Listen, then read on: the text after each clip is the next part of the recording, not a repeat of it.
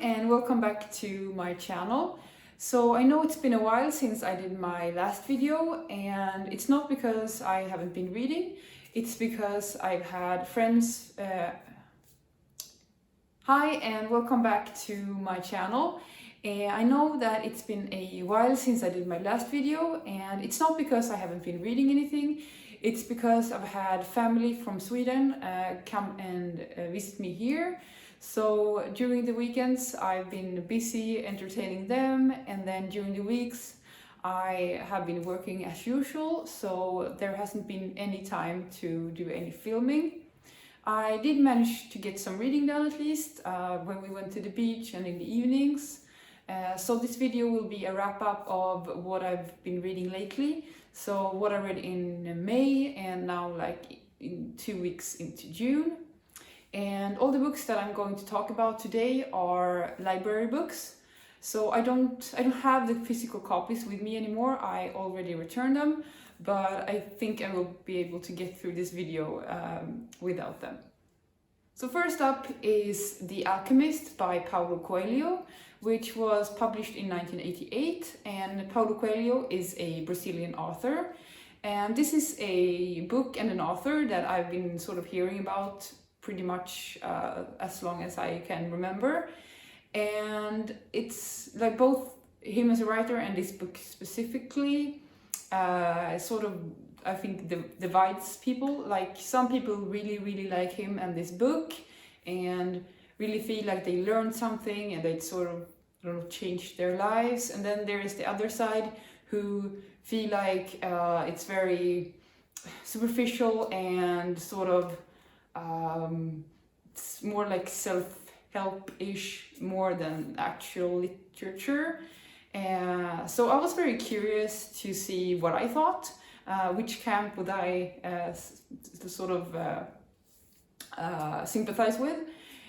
So when I saw it at the library, I picked it up directly and started reading it.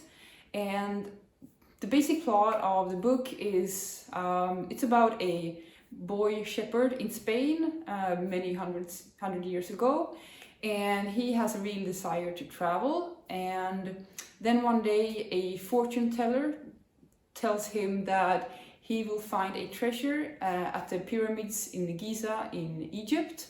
So the book is basically about him getting from Spain to the pyramids in Egypt and his journey through like northern Africa to get there.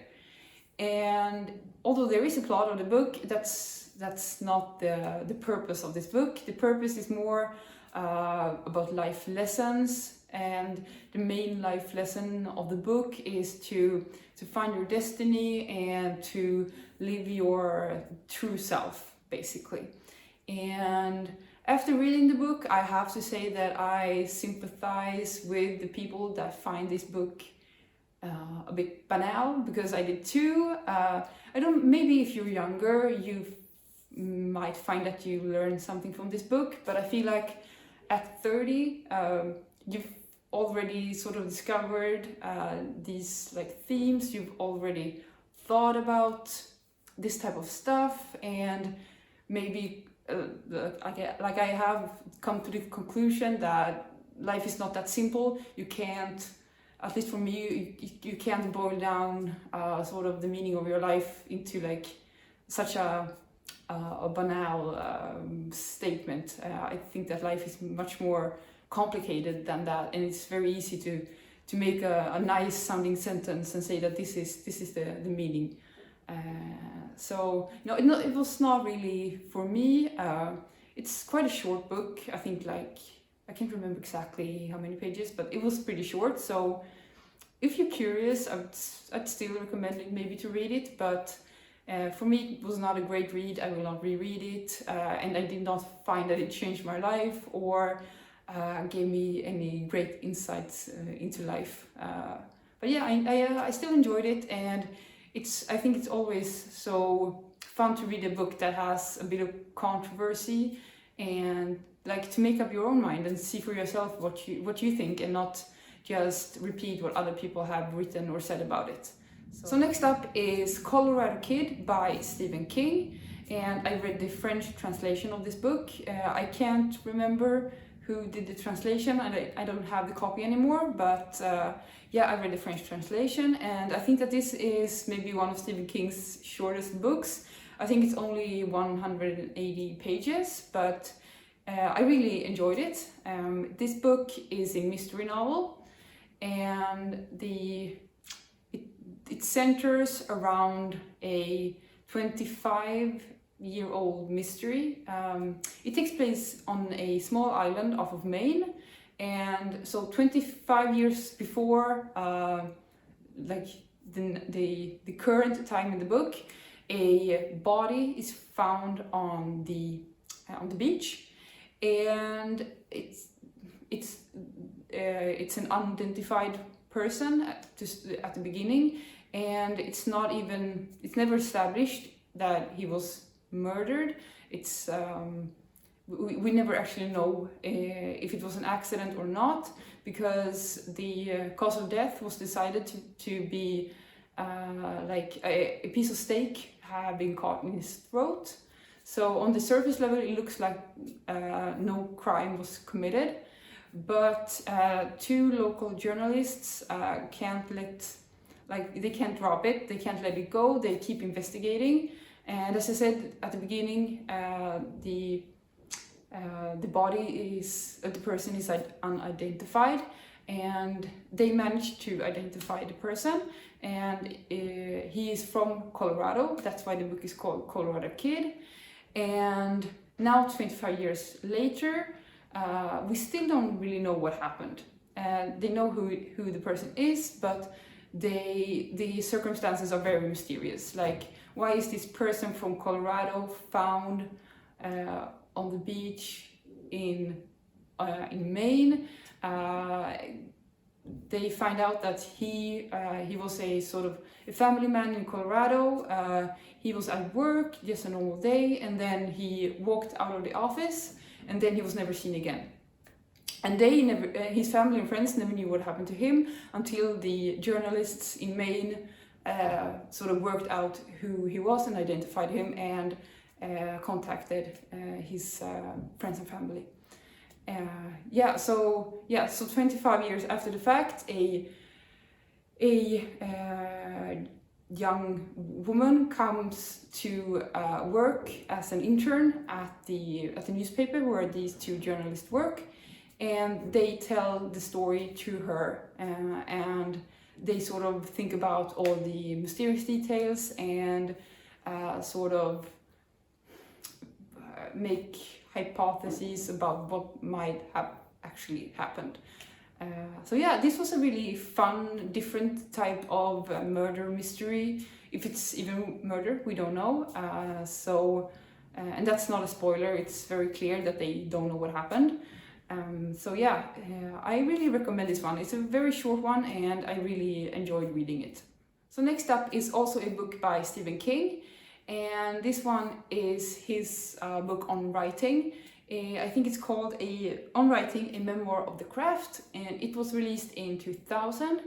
And again, I read the French translation here. And again, I don't remember the name of the translator, and I don't have the copy. So moving on from that, this book is both a sort of summary of his life. It's not an autobiography, it's more a summary of his life and sort of the parts of his life that's sort of connected to writing, or how his life is connected to writing, you could say. And then the other part of the book is more about writing itself, or at least from his perspective. There's a section of the book called The Toolbox, which is much more, it's a lot about the actual process of writing and the tools that he uses for writing. And it's about sort of living as a writer, sort of every aspect of being a writer. And I decided to read this book because I've started to write a little bit, and I want to take it more seriously.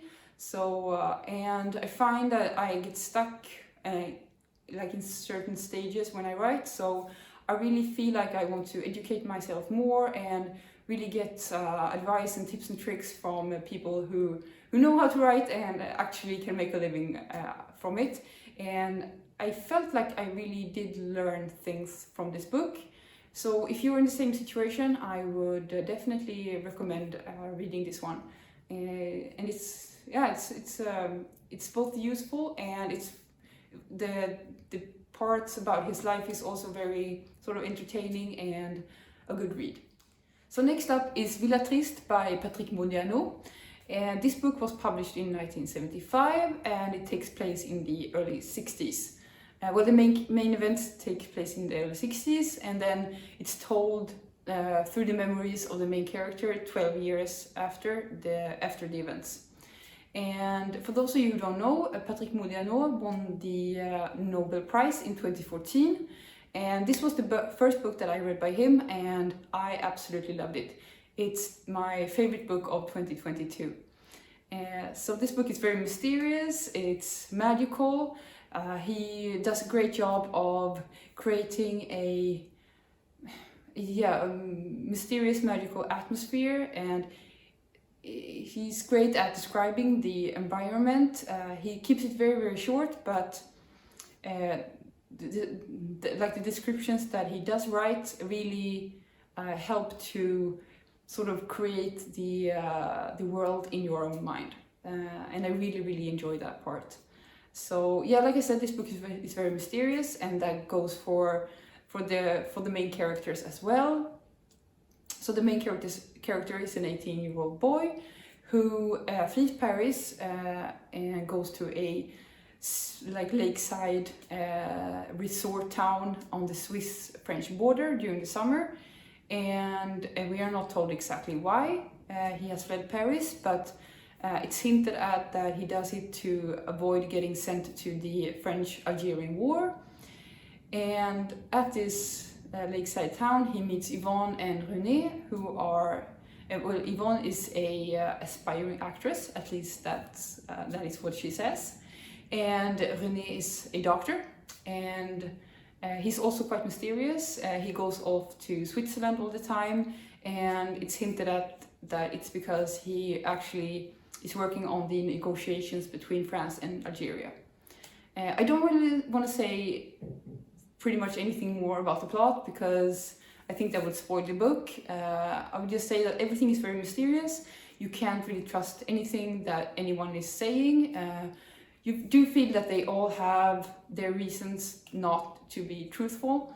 We're not always told why that is, and that's part of the mystery, and which also adds to the charm of the book, I think. So yeah, I highly, highly recommend reading this book. So last but not least is Harry Potter 6 by J.K. Rowling.